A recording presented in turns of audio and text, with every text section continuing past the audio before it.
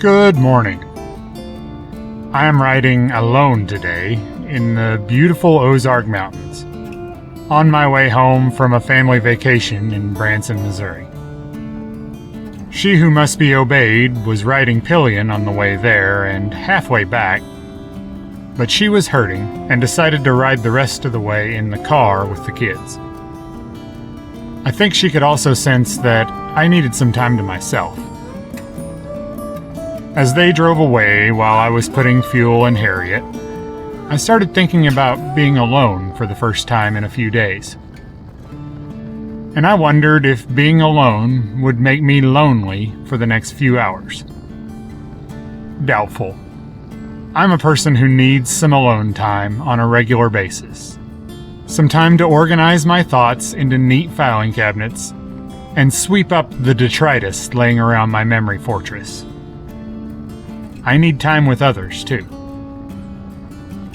These two words, alone and lonely, have the same root and a similar concept of only being one.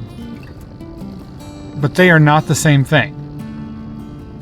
Being alone is definite. It can be objectively measured by your proximity to other people. Being lonely is the feeling of being cut off from others socially. It is an emotional state. It exists only within the mind of a person. No casual observer can say if a person is lonely or not. It often happens when a person is alone, but can occur in the middle of a crowded room, too. And it is often unfair in who it afflicts.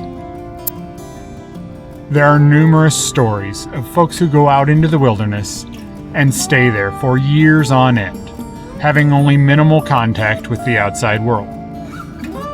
People who do this, or things like solo sail around the world, are people who seemingly feel little or no loneliness.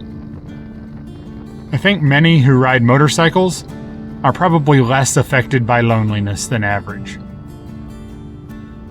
The fact that loneliness is a feeling does not make it less of a genuine condition. Loneliness is serious shit. It has real physiological consequences.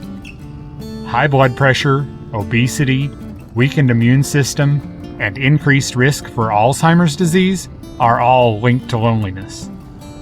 Worse yet, it is a leading factor in death by suicide. In our modern society, nearly everyone is carrying a device that will let them communicate almost instantly with almost anyone else in our society. We can exchange text, pictures, have actual voice conversations, or even video chat with friends, family, or complete strangers. These devices make Star Trek communicators look quaint. But have they cut loneliness and made us feel more connected? Survey says no. The number of close friends American adults have has declined significantly in the last few decades. So what can we do? Calling or texting more might help, but an in-person conversation might mean a lot more. Ask someone from work to join you for a beer or coffee. Stop by a friend's house just to say hi. Check on someone who you know is going through something. Recently, I have been studying American Sign Language, and I learned this week that when asking questions, you gesture with your eyebrows up for yes or no questions and eyebrows down for questions that require a longer answer. If you sign, "How are you?" with eyebrows up, it is a polite greeting, usually met casually with fine or good.